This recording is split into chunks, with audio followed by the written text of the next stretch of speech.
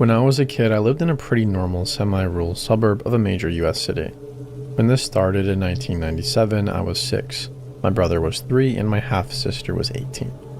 My sister made the dean's list at her university her first 2 semesters, so we went out to dinner to celebrate. The 5 of us, along with my grandparents, went to a seafood restaurant chain in a nearby city. It was connected to a mall and our table was by a window that looked out into the hallway of the mall. Shortly after ordering, I looked up from my coloring to see a woman staring in the window at us. She had long, stringy, mousy-colored hair, big glasses, and a longish olive-green coat. She made me nervous from the get-go. Next time I looked up, she was no longer in the hallway of the mall, but in the restaurant. She was standing at the host stand, ignoring the host's questions about how many people she would be dining with.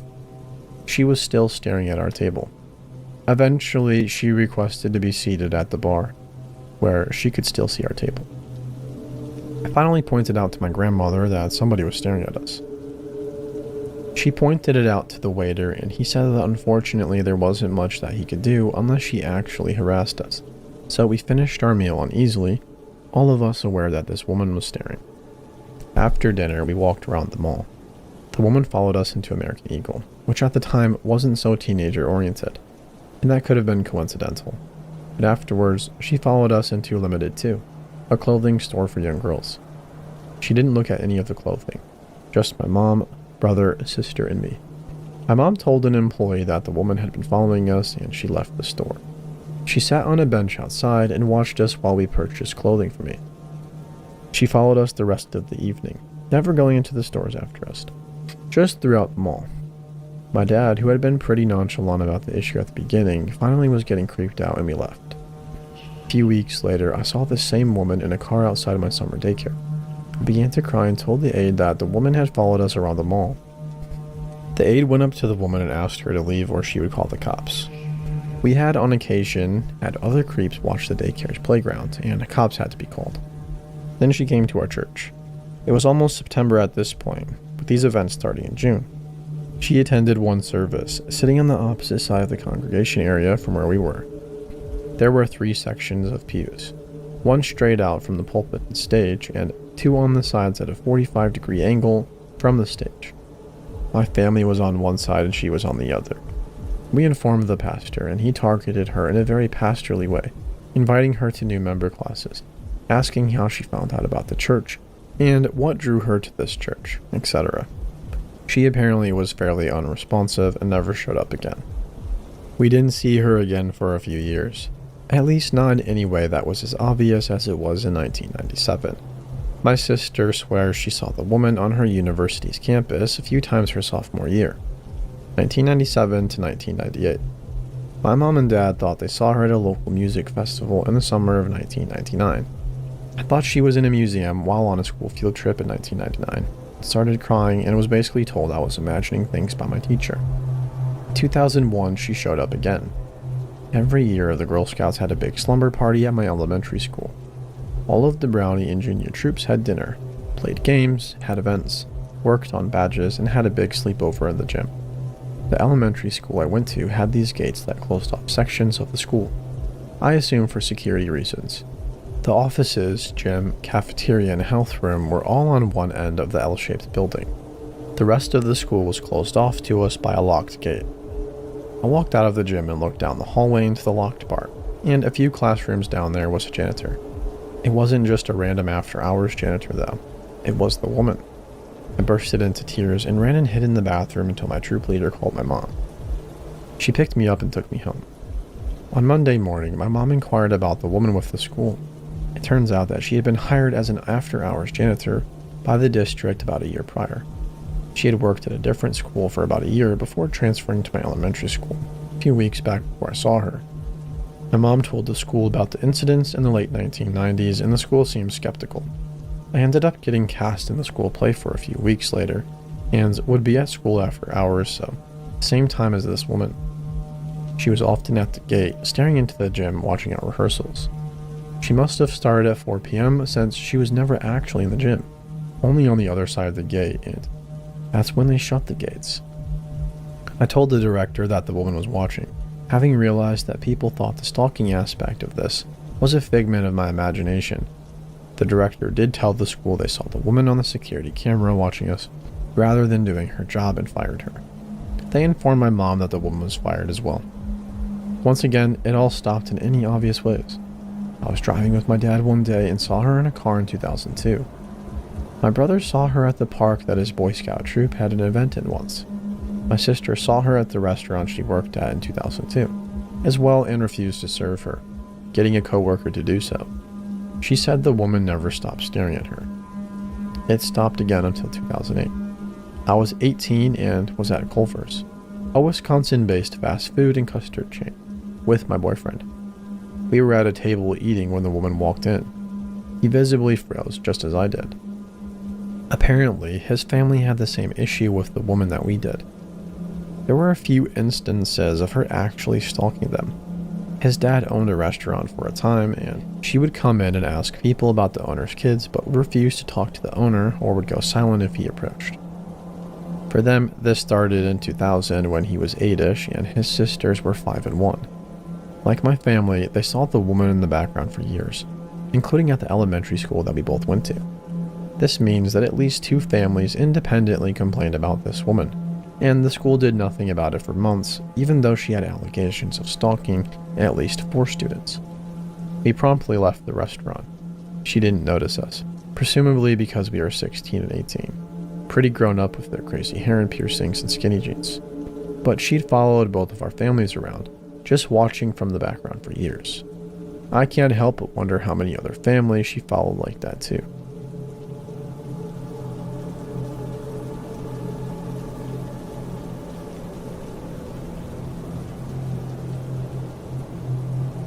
I'll never know what this man's intentions were, but I am thankful I listened to my gut anyways, even if it took me a hot minute to smarten up. At the time that this happened, I didn't think much of it until looking back on it from the perspective of an adult more mature and wiser. Now, as I revisit the memory of this encounter, I am convinced something more sinister was at play, but I'll never know for sure. I was 17, and as teenagers tend to be, a lot less cautious than a young girl of my age ought to be, in a new country completely foreign to her. I was on vacation with my family to escape the cold winter weather up north. My parents were very liberal about giving me the breathing room I desired, and I wasted no opportunity to use that to my advantage, as much as I was afforded. It was a family resort and nobody was all that concerned about anything happening. We all had our vacation blinders on, so to speak. Every night after the sun went down, I liked to wander off to the pool to swim and soak in the hot tub, while my parents stayed in their rooms. When you're basking in the lap of luxury at a high-end resort, you don't think about the potential for danger. In hindsight, I suppose this is why tourists are considered ideal targets for predatory activity.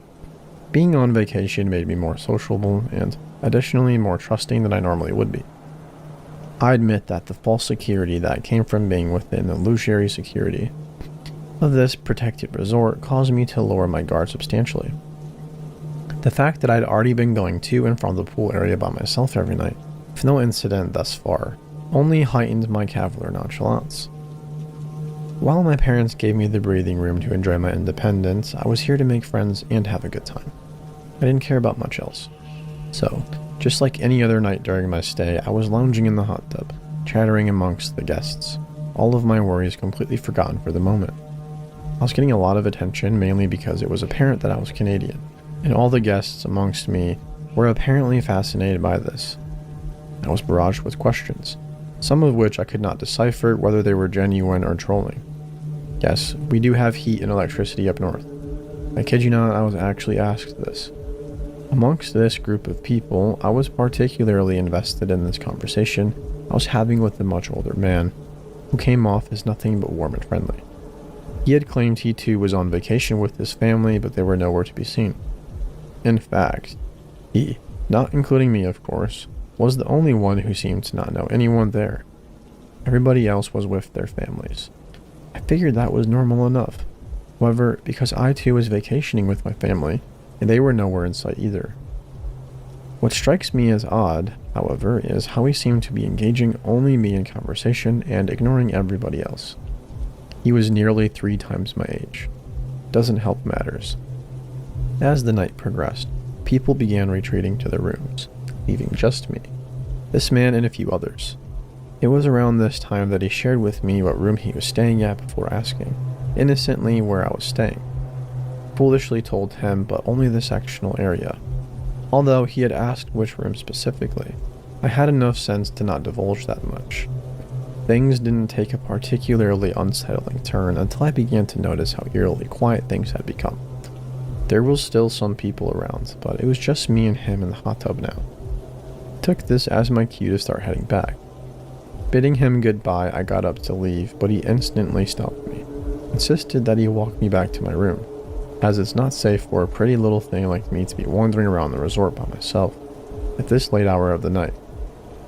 I took this with concern akin to a protective uncle, but waved off the supposed hospitality, insisting I would be alright. He became more persistent, switching from concerned guardian to fear-mongerer. He told me how bad things happen to young girls like me without an escort.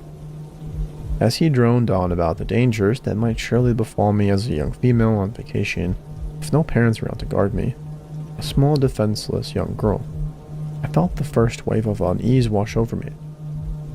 I shook it off and smiled warmly, telling him thank you, but that I would manage fine on my own. He seemed to deflate as his expression became more exasperated. At least let me walk you part of the way there until I know you're safe. This puzzled me. If there were predators lurking, how would I be any safer walking from the halfway point than from where I was now, besides it being a shorter trek? Nevertheless, this show of concern was beginning to wear me down. He had gotten me thinking about how dark it was now, and the vulnerable position I was in. He was right, kind of. I practically had a target on my back. Okay. I nodded after a moment of hesitation. I was young and naive and thought it to be an advantage to have somebody bigger and stronger walk with me. I knew I was incredibly foolish and a sheltered teenager, with far too much faith in humanity as a whole. Very unlike the cynical and distrustful woman I am now who always follows her gut. I also, as annoyingly typically as this sounds, did not want to be rude. Fortunately, I have since grown out of my people-pleasing complex and will not hesitate to say no when I feel weird at the first sign of a red flag, but I had yet to develop this quality then. I hesitantly relented. At the moment, my fear of coming off as rude to an adult overrode that of any subconscious or otherwise concern I had for my safety. His eyes lit up and he nodded approvingly. Good. Let's get going then. It's late and your parents will worry. I ignored the twisting in my gut and rose from the hot tub, shivering from the sudden exposure of the cold air.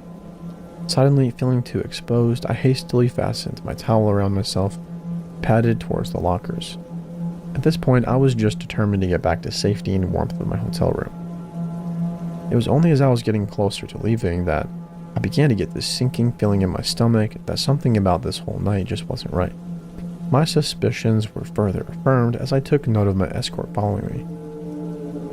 The lockers were outside and the women's changing room was to the left of them. I was going to retrieve my clothes from the locker, change in the locker room, and then go. With this complete stranger who I didn't know at all. I noticed he was standing a little too closely now, and I instinctively shrunk away from him.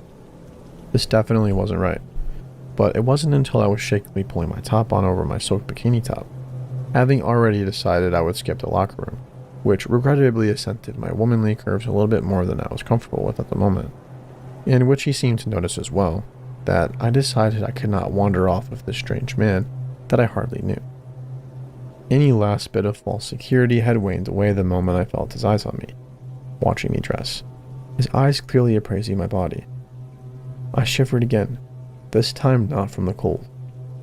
As I pulled on the rest of my clothes, I had already made my decision. You know, I really appreciate you offering to walk me back, but I think I'll manage after all. Thank you, though. He grew solemnly quiet, which stirred a growing sense of malaise within me as I began to feel more and more validated in my decision to not go off with this man. Are you sure? He pressured. I would hate for anything to happen to you. I nodded more insistently and forced a smile. Nah, it's alright, I'll be fine, thanks. Okay, he said quietly as I practically started running for the exit. While still in earshot behind me, I heard him say, You be careful now. You never know who might be out there. As soon as I was out of sight, I began bolting and was stopped in my tracks, instantly by the second wave of impending dread to hit me that night. I decided against walking back on foot and headed towards the on-resort shuttle instead. On the way, on 2 separate occasions within the space of no more than 10 minutes, 2 older men in their 50s made a pass at me.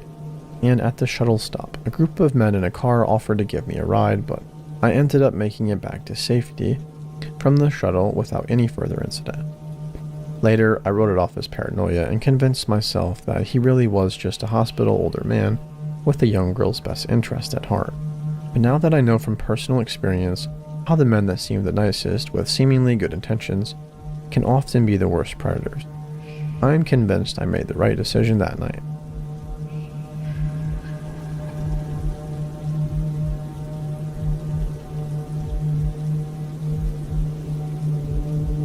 So this happened a few months ago. My best friend P and I had just gotten out of school. We decided to get ice cream after school, and before we know it, it's 6 p.m. We leave the ice cream shop, which happens to be right next to the liquor store. Small city. We notice this shady guy standing outside the store, and we try to brush it off, but there's just something not right about him. A woman leaves the liquor store, and she's dressed nicely in a dress and heels. She starts walking, and before we know it, the guy starts following her. My friend and I get concerned, so we decide to tail him a little bit to make sure he doesn't have any bad intentions. Things escalate when we realize that he's filming this woman and she has no idea. It's disgusting. He's following her and has his phone out, trying to get a better video of what's under her skirt. P and I look at each other and have a mutual understanding. We know we have to do something, so we take a deep breath and somehow manage to put ourselves between the woman and the man. We hear him curse, but we don't dare turn around.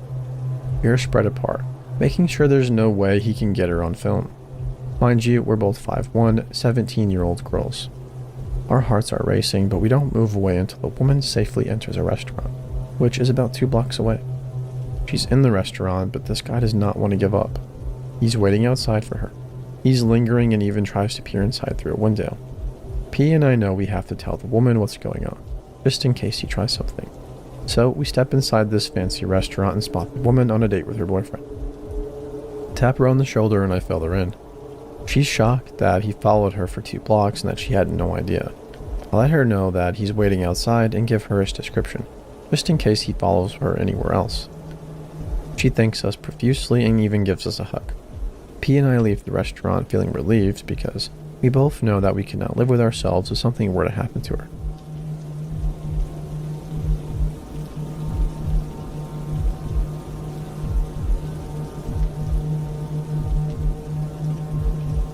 I'm a 22-year-old female and come from the US, but am currently living in Germany for a work study. I am traveling alone, but I am fluent in German, and I've always been fairly confident in my ability to live alone and defend myself, considering I stand at about 5'11" and carry 3 different forms of self-defense on me at all times. I've been here for a little over a month, and I absolutely love everything about it, besides this experience, of course. This happened roughly 3 weeks ago.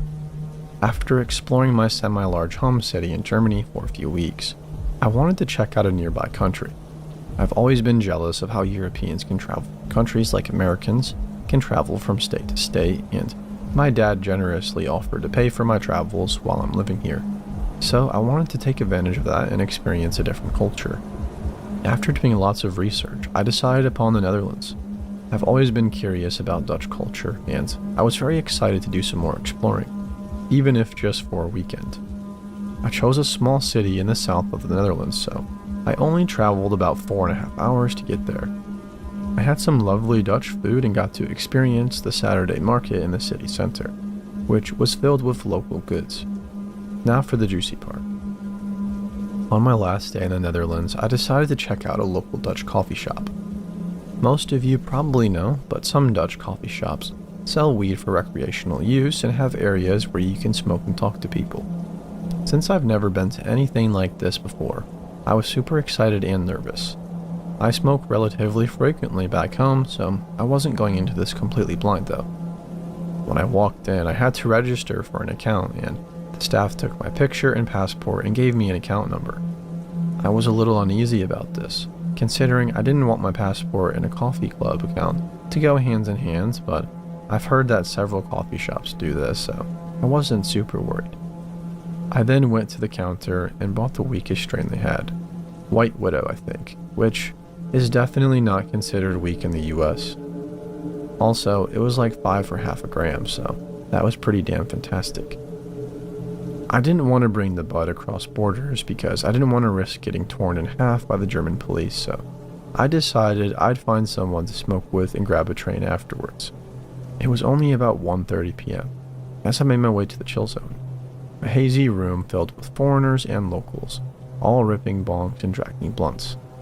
Amongst quite a few 20-something-year-old men, I see 2 girls sitting alone at a table for 4, and I ask if I can join. They happily oblige and we start chatting. They introduced themselves as Alex and Jen. Both of them were Germans, and when I mentioned that I'm from the US, they got super excited, started gushing about how awesome California must be, to which I've never even been. Not even after a minute that I'm talking to Alex and Jen, some lanky, freaky looking boy looks over from a different table and says, "Oh, you're from the US? We were just talking about how we wish we could afford to travel there." Immediately after saying this, he sits down across from me, despite the fact that nobody invited him to. Looks-wise, this guy appeared to be anywhere between 25 and 30, relatively scraggly with big hazed-over brown eyes, shaggy brown hair, and a very large mouth, which was always slightly ajar. Though he was slightly unkempt, he seemed relatively normal, despite inviting himself to pop a squat with us. This lurky boy starts asking us normal questions. Where we are from, where we work, how do you like the Netherlands, and stuff. The way he spoke was slightly slurred though, as if he had been drinking, but I couldn't smell alcohol on him, and he didn't seem drunk. He was consistently hard to understand, with an accent that was possibly Dutch. For a moment, I thought he might have a mental disability, so I didn't want to be rude to him and say I couldn't understand him. It also occurred to me that he might just be attempting to flirt and failing miserably, so I didn't really see him as a threat. I mostly nodded at what he said or threw in a yeah for sure, here or there, while Alex and Jen were relatively quiet. Something about him was off-putting to me. I just couldn't figure out what it was. After a few minutes of barely coherent conversation, Alex asks this guy if he can roll us a joint since none of us know how to. He says yes and offers to grind our bud. We give him the go-ahead and he suddenly takes all of it and leaves the chill zone to grind it at the bar. This is where I started to get concerned. Tons of people in the chill zone had grinders right in front of them, and there was no reason for him to leave to grind our weed. I began to worry he might put something in it. Alex and Jen both admit that it freaks them out too, and I decide to keep an eye on him through the glass door. Though he had his back to us, I'm closely watching him when he turns around and gives me this wide toothy smile, almost like he was laughing. I instantly got the chills. He continued to stare directly at me, smiling, as he spent 10 minutes grinding our bud. This guy wanders back in and hands each of us our small bags of bud and then grabs a paper to start rolling. I am not shitting you when I say that he took 30 minutes to roll one loose, horrible joint. His hands were shaking the entire time, almost violently. I started to wonder if he was on something else. The joint immediately falls apart and he asks Alex, who was sitting directly next to him, to lick it and fix it. He's smiling and staring intently at her as she's about to lick it, and she says, "You really don't have to watch me do it, you know." He responds again with some incoherent jibber-jabber as I turn to the girls sitting behind me and ask if they could roll a joint for me. They do so in less than a few minutes. The crappy joint falls apart about 3 more times, and we decide to just smoke the one that the girls rolled, as we all wanted this guy to get the heck away from us at this point. I come up with a half-assed plan as we light it, and I say, "Hey, we appreciate you helping us, but these are my friends that I haven't seen since the last time I was in Germany, and we just really want to catch up and have some girl time. Seems nice enough." He responded with, "Well, you guys can talk with me right here. I don't have to leave." Alex immediately repeats the same thing I said, phrased a bit differently, and he says, "I'm standing here. You can pretend you're alone and just talk with me here." At this point, alarm bells are starting to go off. Stu isn't leaving, and I can't think of anything to say to make him go. Jen has been quiet almost the whole time. staring at the table, but Alex is starting to realize that we really need to do something. Alex says to him, "Please, we don't want to be rude. We just haven't seen each other in so long, and we really want to catch up one-on-one." He aggressively shoots back with, "How did you all meet then? Where did you meet? In what city? Why are all of your friends?" And then directed at me, "Why were you in Germany, and where were you?" Dang. Now I need a real story, or at least one convincing enough to shoo him away. Say something along the lines of, "I was visiting this big city in Germany to find an apartment for my upcoming work study, and I met them in a pub. Started talking, realized we had a lot in common, and decided to stay in touch since I knew I wouldn't have a lot of friends when I moved here." Sounds legit. This guy nods and seems convinced enough. Alex immediately follows with, "So, can you please go back to your friends so we can talk?" He says yet again, "I don't need to leave for you all to talk." He then says we should start fresh and asks me and only me what my name is, while extending his shaking hand. Suddenly, every story I've read on here is rushing back to me, and I realize all the things I've done wrong. I told him where I work, live, where I'm from. Man, this isn't good. My name is my last saving grace. I blurt out a fake name. Trisha. He repeats my name, but doesn't tell me his. Now I've reached my limit. We tried being polite, but to no avail. We've spent over an hour dealing with this creepy dude, and we've all had enough of it. I look him dead in the eyes and sternly say, "You're making us uncomfortable. Please leave us alone." He leans in until he's only a few inches from my face, his eyes almost quivering, as he says in a quiet, low tone, "I know people at your work, people that are above you. You really don't want to mess with me, because I could ruin your life." As he says this, it's as though the slurring in his voice vanishes. I feel the blood draining from my face and my head starts tingling. I almost feel like I'm about to burst into tears or throw up. Maybe both. I grab my bag and say, "I'm going to leave. You're seriously making us feel weird, and I really don't want to talk to you anymore." And then the final blood-curdling comment from him, "I think we'll be on the same train. Now that I know where you live, I think it's time for me to go too." I rush outside in a panic, borderline hyperventilating, as Alex and Jen follow suit. We simultaneously say, "What the heck?" and hurry away from the coffee shop. We end up exchanging numbers and going our separate ways. Now for a slightly happier ending. After I sprinted to the train station, I realized that I had left my pre-marked bag at the coffee shop. I honestly hesitated, as I really didn't want to run into this guy again, but I really wanted my useless goodies, so I ran back. I stood outside, briefly explained to the security guard what happened and why I left so quickly, and he said, "We saw what happened and we kicked him out. So sorry for that. He's not allowed back here again," and handed me my bag. I honestly believe that without Alex and Jen there, things would have gone very differently. I think this dude had some seriously messed up intentions, and the only thing stopping him was the fact that we were all together.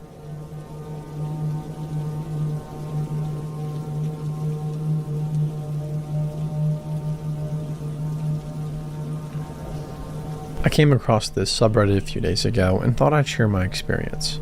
This happened to me back in 2005, right after I graduated from uni. I live in a small town near the outskirts of London. It's not creepy or out of the way or anything, but it can get quite deserted at night. The night in question, I and a bunch of mates were going to all get together and go down to Fabric in central London. I was getting ready to leave the house when my girlfriend Sarah called with a bit of a problem, prompting me to tell my friends that they should go on without me, and I'll meet them there. I hopped on the bus and headed to hers. A few hours later, I'd helped her sort through her crisis and was thinking I'd better make a move on and head to the club. I asked if she wanted to come. Several times she insisted that she felt better and wanted to stay at home. Knowing better than to test her resolve, I left it at that and called a minicab. I was waiting for the cab at the front of the driveway when Sarah joined me for the wait. We were kissing when the car drove up. This was my first sign that something was wrong. We didn't hear him pull up because he was driving really slowly with the headlights off. The only reason he grabbed our attention was because he turned on his bright lights at us. It was an old cream-colored Mercedes station wagon. I ignored whatever apprehension I had because I thought I just had an overactive imagination. Okay, so he pulled up quietly. So what? Knowing what I do now, I'm so happy Sarah never agreed to come with me. I got in the cab and told a guy who was in his mid-40s that I wanted to head to Fabric in central London. He just nodded his head while looking into his driver's side wing mirror. I said, "Did you hear me, mate?" He nods again, this time also letting a yes slip out. "That's quite a fare," he said, all the while staring at the window. That's when I realized what he was staring at in his mirror. Sarah walking back up to the driveway. I was about to react when she got to the front door, but the cabbie beat me to it, turning and saying, "Can't have the little lady going on unescorted now, can we?" All manner of deviance out there. This threw me a bit as his whole behavior was off, but I also knew that's what I would have done had it been the other way around, and maybe this guy had kids himself. I decided to just talk to him, break the ice, and after about 5 minutes I felt at ease as we slipped into a familiar conversation. Football and women. It was all okay until he started telling me about his ex and best friends, how they had been hooking up behind his back, about how he kicked the ever-living shit out of his friend for it. Then he started fixating on his ex, saying how all women were whores and liars and were only out for themselves, that men are only there to pay off their debts and wants. He even tried to justify a time when he kicked the shit out of her, saying that men can't be excused for their actions if appropriately provoked. Then it got even weirder. He started talking to me about men, trans men, how he liked that they were the best of both worlds, that they were something he could fuck, but that they were also wired like men and not out to get you. Those she-men are tighter than a twisted screw. I like it when they bleed a little on my you-know-what. Though some ladies are mighty fine, like that ass of yours. He turned to stare at me through the mirror, almost testing my reaction. I'm man enough to say that I was freaking the heck out by this point, not only at the conversation, but at the fact that the mobile phone I'd forgotten to charge had died halfway through its rant. Not one to show my fear, I asked him to stop off at an ATM so I could get cash out to pay him at the end of the journey. He agrees, and for a moment I feel like it's all going to be over in a second, when he says that before he does that, he needs to stop to take a piss. That's even better, I thought. I can sneak out when he's peeing and bolt off. He turned off the main road and went through a random residential area before we finally found ourselves going down a dirt road and heading towards the woods. "Mate, where the heck are we going? You can't take a pee anywhere," he replied, somewhere along the lines that it was safer in the woods. That's when I noticed it. This particular car had no unlock feature in the back, and a very quiet slow tug on the door handle revealed that the child lock was on. I was trapped. He stopped the car near the edge of the woods and turned and asked if I wanted to join him. I declined and said that I was in a hurry and asked him to hurry himself. This seemed to anger him and he slammed the door and vanished. I waited about 1 minute and tried to climb out the driver's side, but it was locked too, and I was scared that my movement had alerted the cabbie just outside. Having tried and failed to restart my phone, I looked around to see if he'd left a phone or some kind of device that I could communicate with, but nothing. After nearly 10 minutes had gone by, I worked myself up to smashing the windows, figuring that this was in no way a normal situation and that abnormal measures could be taken. Just as I was getting into position, I heard a loud crash. It sounded like a massive branch had just hit the leaves below. I froze, not moving a muscle, not even my lungs. I wanted to be able to hear everything just at that moment. As my ears slowly tuned in, I began to hear two very distinct sounds, but both in intervals. The first was a rustling sound, but it wasn't the wind. It sounded more like birds flying through the trees all at once. The second was a squelching slam. The slam only occurred 3 times, whereas the rustling was quite often. Then silence again. I decided not to wait any longer. My imagination was going wild as to what those sounds were, and I just wanted to get away as fast as my legs could carry me. I used to be on the track team. I leaned back and thrust my legs out as hard as I could and kicked the backseat window through. It shattered and I wasted no time in shimmying through the broken window and outside. That's when it happened. My eyes focused in the dark and I began to see that the ground was littered all around me with clothes. Children's clothes and the odd toy. I was so busy looking around that I didn't notice him walk straight up to me from behind and grab me by the nape. He was obviously way stronger than me. "Where are you going, friend? I still need to take you down Central." I noticed his shirt was off. He was sweating profusely and was covered in dirt. And in his hands he had a knife, like a full-on kitchen knife, and there was something on it. I said, "What the heck, man? What the heck are you doing?" He replied something to the effect that he had some foul traps out in the woods and was checking on them for game. He offered to show me, recognizing that if I went with him, it would probably be the last choice I make. I twisted my body as much as I could and punched him square in the face. And I ran as fast as I could. He yelled after me, "See you soon." I ignored him and kept running.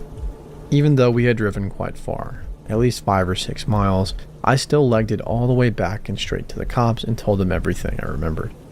They said they could go and check it out and send me home in a squad car. The next morning, I called Sarah and went over right away to check on her. I still wasn't over the way the creepy cabbie had been staring at her, and since he had picked me up from hers, he knew where she lived. I told her the whole story. When I was done, she just stared at me in disbelief, not sure what to say, and hugged me. At that point, the police rang and I went outside to take the call. They told me that they went to check the specific area I mentioned, finding none of the clothes or toys I said I had seen. Neither was there any sign of foul traps or a knife. They did mention finding a few pieces of cut up rope, but with nothing to go on, they just insinuated I was having a laugh at their expense. I then called the minicab company, figuring I could at least lodge a complaint against the wacko. The idea that this could have provoked him didn't enter my head at the time. They said they had no record of a car picking me up that night. One had been sent, but by the time it arrived, nobody was waiting. This creeped me out all over again. How had he found me then? Was it random? Was I chosen? Could he have been listening in to their private car radio network or something? I left Sarah's and headed back to mine, and she was going to join me after helping her mom do some chores, and I wanted to go chill for a while. I should mention at this point that Sarah and I are now happily married, going on 8 years, and that all is well. However, that day, after I got home from hers and took a shower, I wandered off to the window. What I saw sent a chill down my spine, and still does whenever I think about it. I saw it, that cream-colored Mercedes station wagon, and the crazy cabbie staring at me with such a cold, empty look on his face, until he slowly smiled and drove off. He told me I'd see him again. He wanted me to see him, wanted me to know that he could find me when he wanted. I still don't understand how he followed me or what his intentions were, and I have never told Sarah about this last incident. About a year later, I took out a loan and moved me and Sarah. We were engaged at that point to another part of the country, and my parents followed soon after. Over the years, I've pondered what he was going to do, where he wanted to lead me, what the noises were, and how he had found me when he must have stopped to clean up the spot in the woods, but most of all, why he even picked me up that night. I suppose I should be happy it was me and not some other poor victim who might not have reacted as I did, but just in case, crazy cabbie, let's not meet.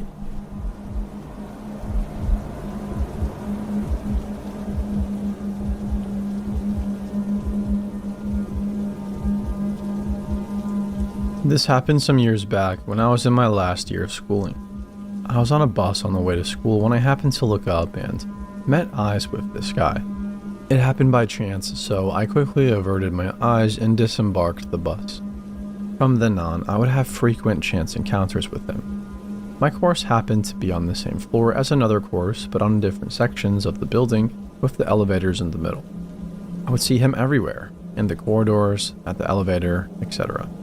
It weirded me out because he would attempt to say hi and smile at me. I didn't know him and have never seen him ever, so I would ignore him. Turns out he was studying at the course opposite mine. I chalked it up to coincidence, but still felt extremely uncomfortable. Told my friends about it, and they told me that the guy had some extremely disturbing violent tendencies, and had maybe even stalked other female students. Understandably, I freaked the heck out. The climax came one morning when I went to my classroom, which was really a project room for the final year students. I arrived late as always and went about setting up my station. The room is supposed to be locked and only accessible by a key card, but we keep the door propped open. All the desks are shielded with tall partitions and mine was shielded from the windows. Suddenly, the weird guy came into my classroom and went towards my table. He didn't even belong in this section of the building. Also, how did he know exactly where I sat if my desk was shielded from view? He saw me and I saw him, and I hurriedly attempted to feign sleep in hopes of chasing him away.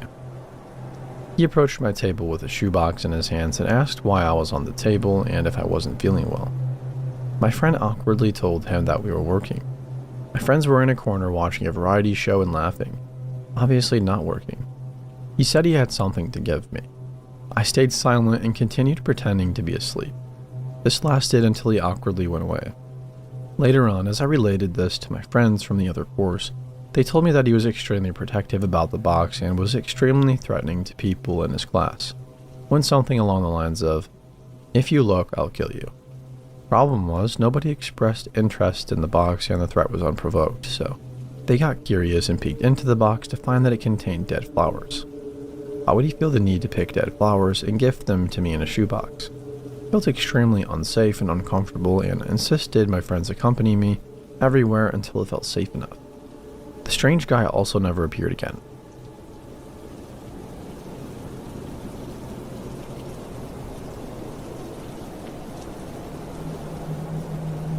This happened a few months ago. The context required it. At this point in time, I had just picked my mental health back up after an extremely traumatic non-consensual episode. You can guess what. And was still struggling with chronic inability to say no to people. I'm a 21-year-old gay trans man, and while I never had trouble passing, I'm still seen as very pretty and young looking. So I was at a young people's event at my place of worship, which is completely accepting of all sorts of new people, by the way. It was a lovely evening. I met a lot of great people, got a bit tipsy and had a great time. That is, until around 12:45 to 1 a.m. when things were starting to wind up. I went upstairs and met a man, looked approximately in his late 30s, called Tobias. Tobias was quite forward, complimenting my appearance, being familiar, asking about my sexuality, so I guessed that he was interested, but I didn't feel the same way. My place of worship has always been a safe place for me, so I assumed if I didn't flirt back, he would get the message.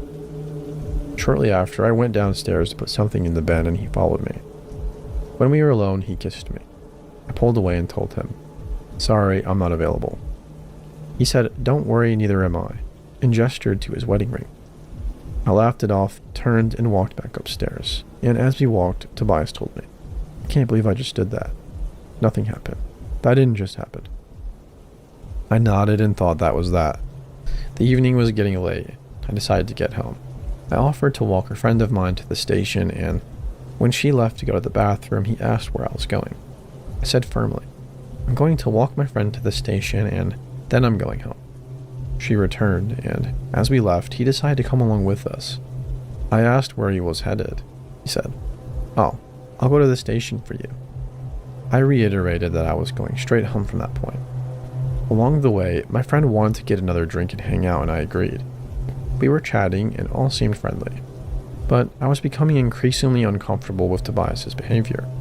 He was constantly complimenting me, telling me I was amazing, special, and not like anyone he'd ever met.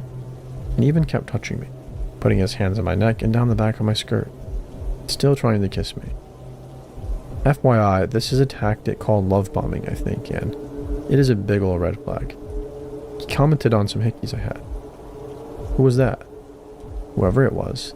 You think they're better than me? Really better than me? You let a boy do that to you? I told him that it was someone I had known for a long time and reminded him that I wasn't single. He had kissed me around 4 times up to this point, and when he did, I would pull away, try and put distance between us, move my head so he wouldn't, laugh awkwardly, and say, "We are in a shop. Please don't. I'm not what you're looking for. You don't know me," etc.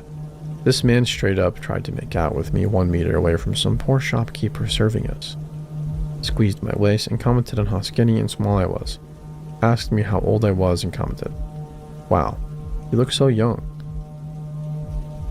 He asked me if I was attracted to him and I shrugged, shook my head and said, "Sorry, I'm very into the person I'm with and I can't even look at anyone else when I have someone." At this point, I should have told him to screw off.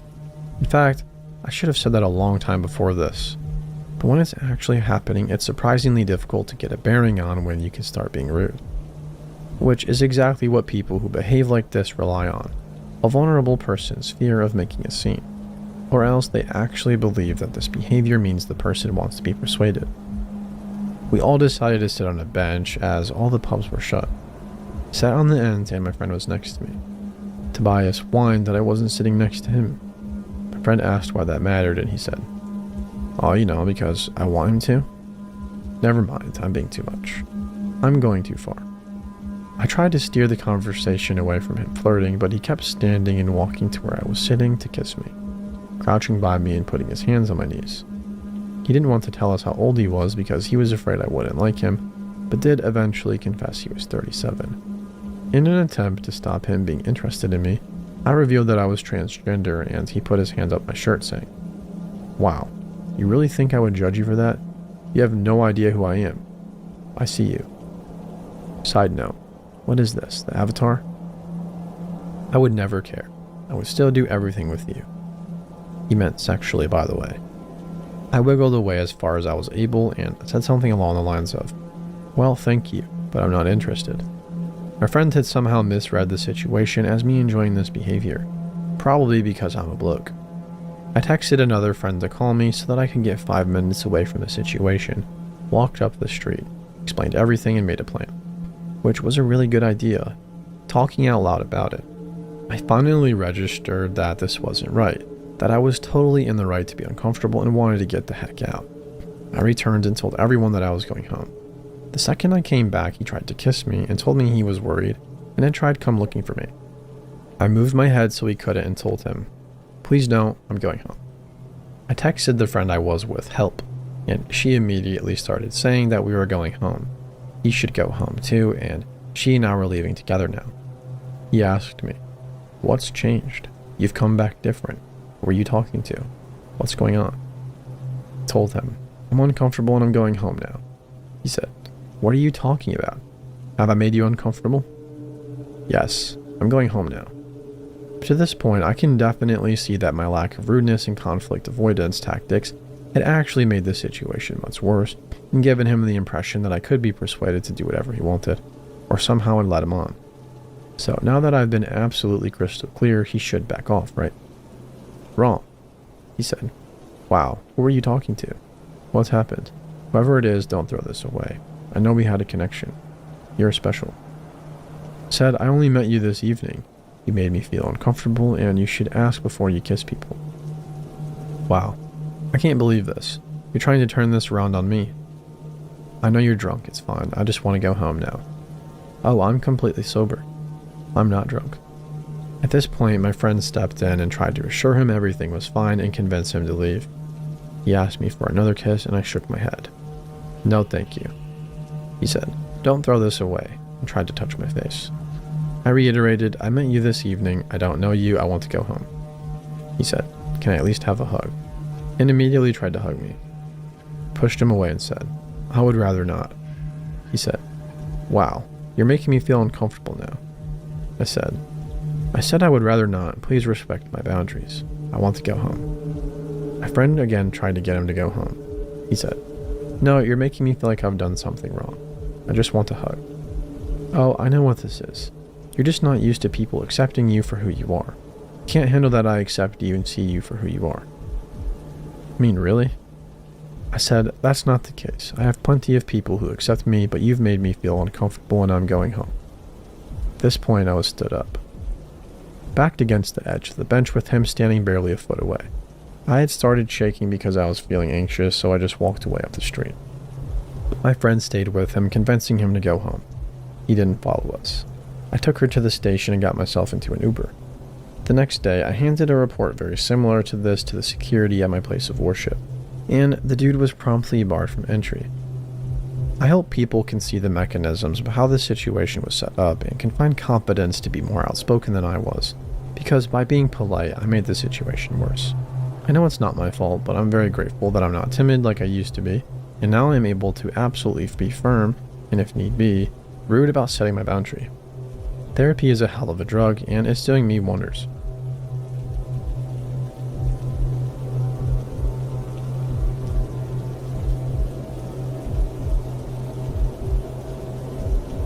This story happened to me around 6 months ago.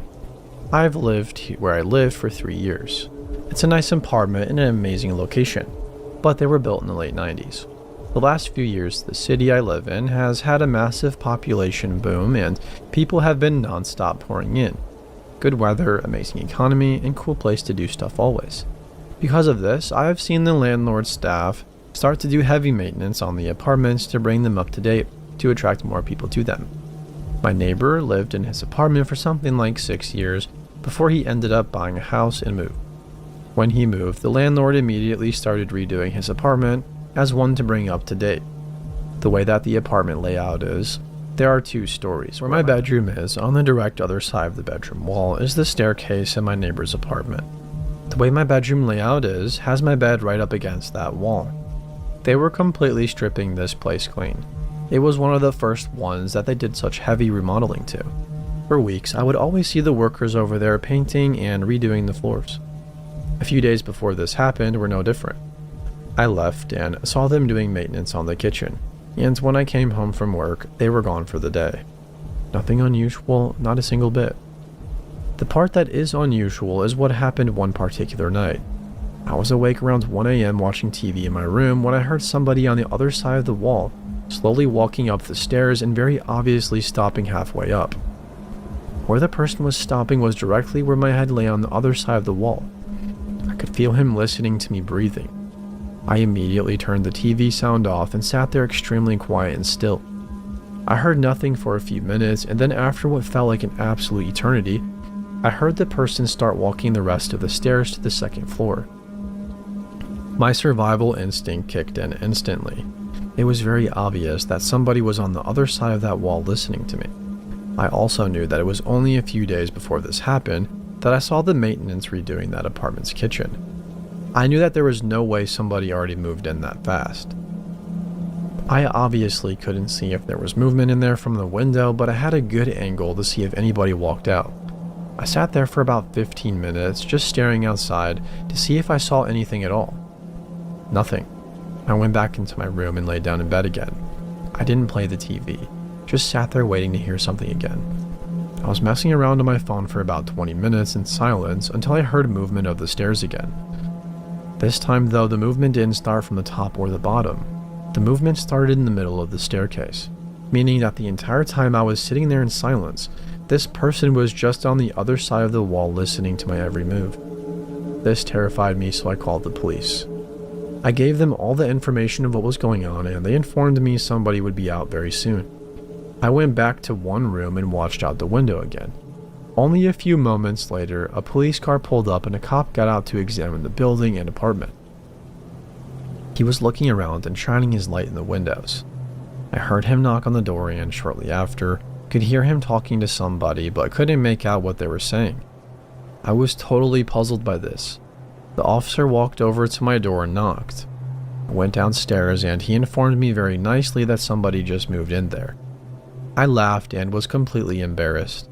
I even said to the cop that it was a heck of a way to meet your new neighbor. I felt embarrassed, but more importantly, felt very relieved about the entire situation. I brushed off the whole thing as just being late and my mind playing massive tricks on me. The next day, I went to leave my apartment when I saw something that made me stop dead in my tracks. I went outside and only took a few steps towards my car when I saw maintenance over there carrying out the old refrigerator. I was puzzled. I walked over to the apartment and I looked in the door that was wide open. The kitchen was still being worked on and not a single piece of furniture could be seen. I was legitimately speechless. I walked over to a maintenance man and said, "Didn't somebody move in here?" And he informed me no, and that the apartment wouldn't be ready for showings until at least 3 weeks. I ran back upstairs into my apartment and called my landlord. I asked her if somebody was staying there and she said absolutely not. I told her about what I experienced the night before and she was floored. She told me that they would change that apartment's locks immediately. She also suggested that I call the non-emergency line to the police department and inform them that nobody lives there. I did just that, and they asked me to come down to the station. I told them all the information in detail of what happened. They were able to quickly figure out what officer came out to check out the situation, so he could help identify the person who answered the door. The officer described the man in detail, and I confirmed that I have never seen him around the apartments before. There was a search around town for a few weeks, until the whole thing just sort of fizzled out, and I stopped hearing about it and started seeing fewer and fewer patrol cars randomly in the parking lot. After that night, I never heard anything in that apartment. Around a month later, an older couple moved in and they were very nice. When I saw the moving van pull up, I went to introduce myself to them, but to be completely honest, the only reason I went out there was to see if any of them matched the description of who the cops saw. Not even close. I'm certain that the person who was in that apartment got away with it. I had an extremely hard time sleeping the following weeks after that happened to me. I actually ended up moving my bed into the smaller second bedroom because it bothered me so much. I have zero idea what the intentions of this person were or what he was doing on that staircase, but it's easily one of the most chilling things that's ever happened to me. So, random man that's listening to me sleep, let's not meet again.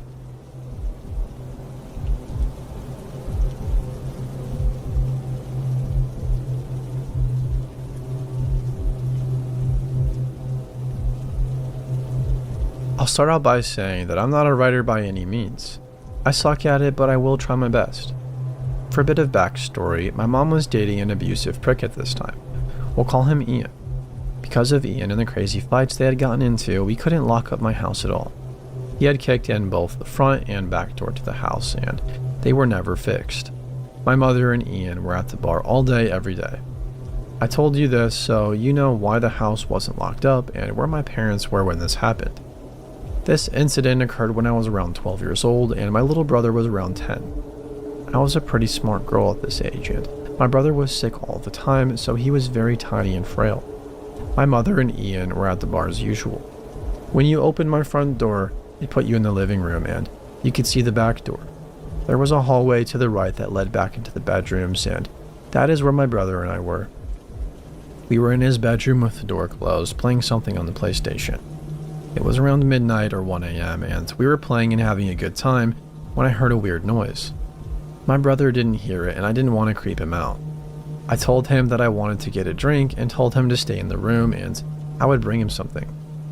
To get to my kitchen, you would have to walk down the hallway in front of both the front and back doors because it was behind the living room.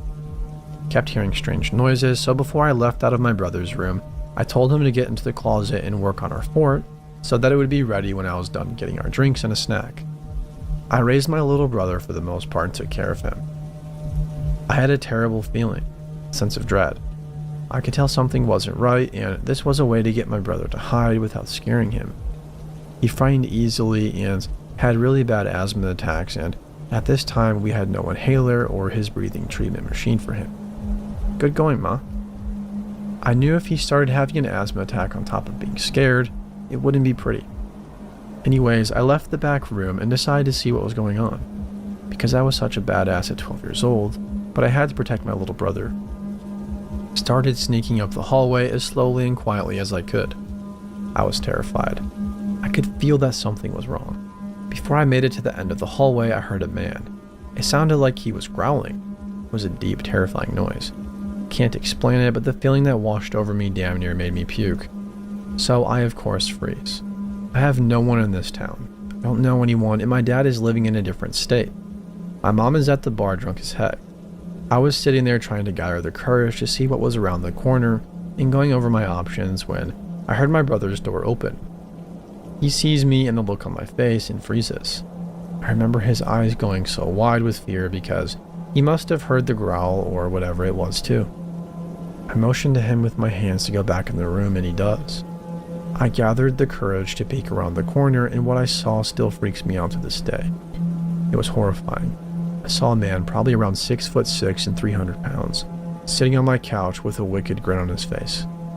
That grin and the look in his eyes will forever be burned into my head. By some stupid luck, the man didn't see me. I slowly, so slowly snuck back to my brother's room. I slowly shut the door and started going over my options. My little brother was already, of course, horrified because of the growling noise this man was making. I'm so thankful that he wasn't the one who saw what was out there. I mustered my brave big sister face and calmly told him that there was a man that I didn't know on the couch and he needed to be very quiet, and I needed him to be brave and keep his breathing in check. My little brother adored me and looked up to me, so when I told him that I needed him to be brave, he tried his best. I told him not to move and he didn't. The first thing I tried was the window, but it wouldn't budge. It was completely stuck. I'm making myself stay calm for my brother's sake, but I know what's sitting out there. So, since the window was stuck, I decided to start looking for a weapon. My older brother lived here, and I know he had swords somewhere. I don't remember where he was. As I'm looking for a weapon, I hear the man sing, "I know you're here." Man, my stomach knotted up. The hair on the back of my neck rose, and I instantly got a cold sweat. And then I hear it. My little brother had started wheezing. Asthma attack. I hugged him, reminded him about being brave, and told him to sit still and focus on his breathing. I started frantically trying to get my window open, but it was stuck. I looked around and started moving blankets when I found my older brother's cell phone that he always forgot. I remember thinking that I was lucky and felt a bit of relief. I immediately called the police and told them what was happening, hysterical at this point but still remaining quiet.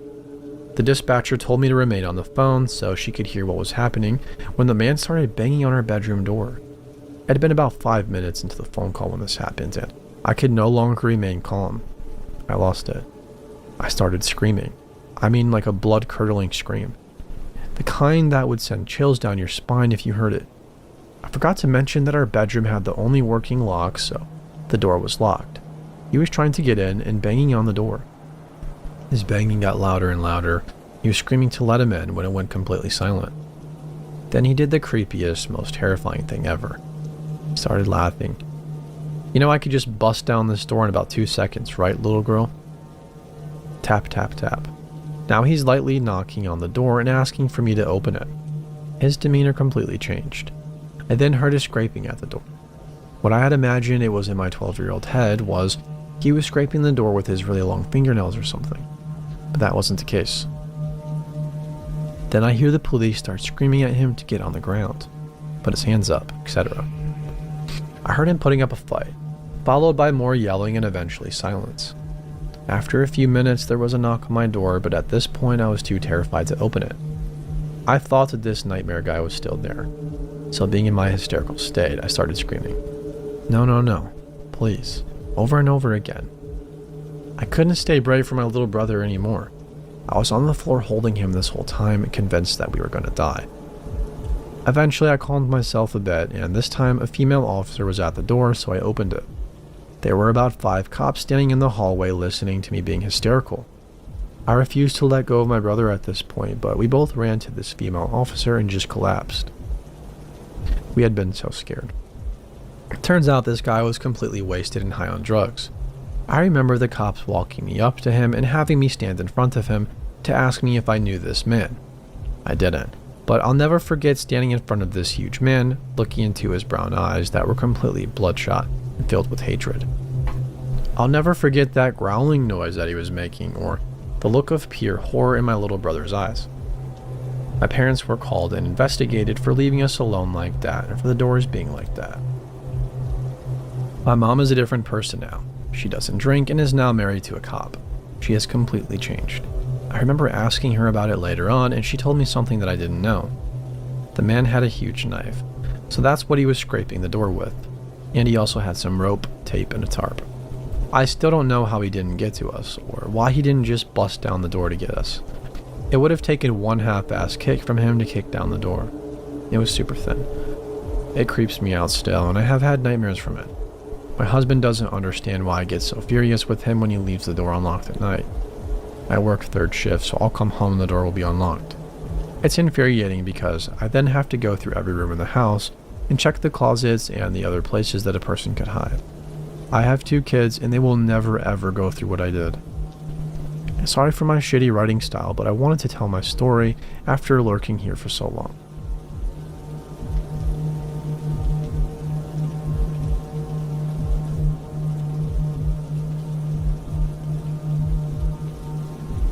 Back in my younger days, when I was still living with roommates, I had what turned out to be the most obvious of dangerous encounters. I was looking to move and I was about to leave to see a place in the perfect location with a good price, and 2 seemingly professional male roomies. At the last minute, my boyfriend suggested that he goes along because the place is nearby and they'll have to meet him at some point anyways. We get there and I introduce myself, and the one roommate seems a little taken aback at the fact that I had somebody with me. I suppose it could be seen as unusual to bring your boyfriend, but I figured, oh well, the damage has already been done. If they don't allow me to be their roommate simply because he's with me, I can't do anything about it now. Let's just see the place. The apartment is huge. We're both suitably impressed until we turn the corner of the living room and we see it. The two cameras set up with a light pointed at the couch. There's a guy sitting on the couch who is introduced as the other roommate. He jumps off of the couch and gives my boyfriend the same weird look. I now realize the look they were giving was disappointment. I shoot my boyfriend a very quick look of understanding, but we silently decide to continue with the tour so as to not escalate the situation. I casually joke that it's nice to have a camera so I can videotape myself for my auditions. They both laugh much too hard and say, "Yeah, that's what we were doing." He brings us over to my room and it's literally a broom closet. You wouldn't even be able to fit a single-sized bed in there. It's now patently obvious that there was never a room for rent in the first place. I take this opportunity to get out there by saying, "Oh, that's too bad. I have a queen bed and I won't be able to fit." "Okay, well, thanks for your time." We get out to the street and walk around the corner without saying a word. When we finally look at each other, it's in this stunned silence. He just hugged me really tight and we went for a walk in the park.